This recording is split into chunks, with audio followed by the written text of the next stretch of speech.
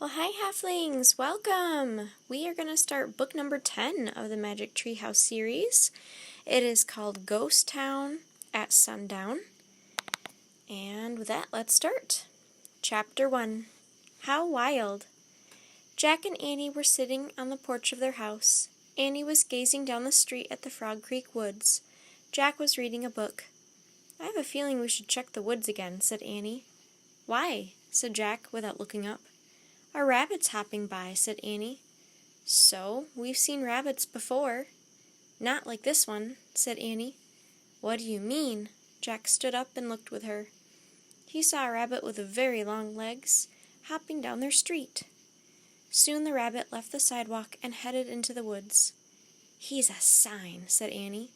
"A sign of what?" said Jack. "That Morgan's back," said Annie. She jumped off the porch. "Come on!" "But what about dinner?" Jack said. "Dad said it would be ready soon." "Don't worry," said Annie. "You know when we leave the treehouse, time stops." She ran across their yard. Jack pulled on his backpack. "Back in 10 minutes," he called through the screen door. Then he followed Annie. They hurried down their street and into the Frog Creek woods. The sun was setting above the trees. "There he is," said Annie.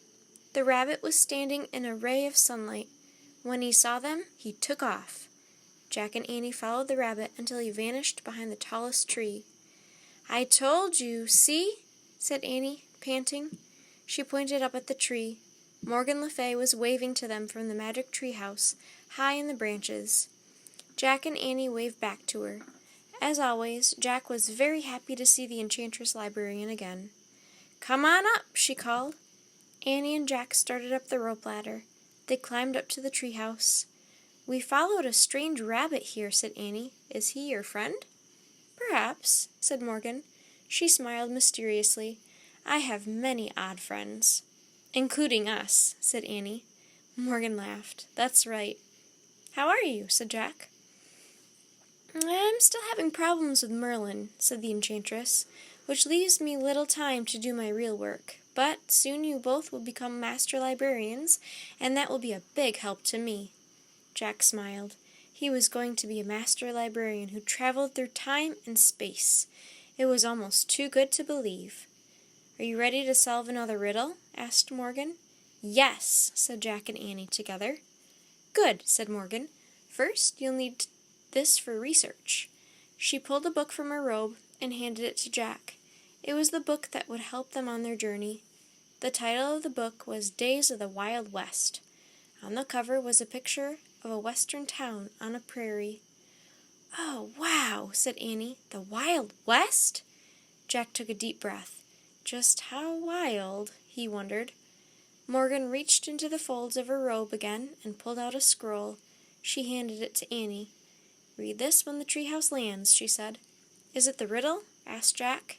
"Yes," said Morgan. "Then you'll only have 2 more to solve. Are you ready to go?" Jack and Annie nodded. Annie pointed to the picture on the cover of the Wild West book. "I wish we could go there," she said. The wind started to blow. "Goodbye," said Morgan. "Good luck."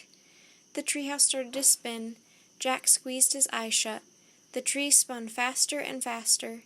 Then everything was still, absolutely still. Jack opened his eyes. Morgan Le Fay was gone. A fly buzzed around his head.